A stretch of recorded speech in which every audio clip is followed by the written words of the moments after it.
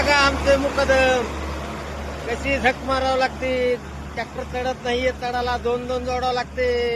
तवा यंगते दोस्तांनो बघा कसे हाल आहेत. लोक म्हणता मुकदम लोकांना लय पैसे होते, लय पैसे राहते, पण त्यांचे कसे पाकपूक चालू आहे बघा बरं का. सोपा खेळ नाही भाऊ. कोणता बी 1 तास झालं सुटतो ट्रॅक्टर वर अंगणात हो का.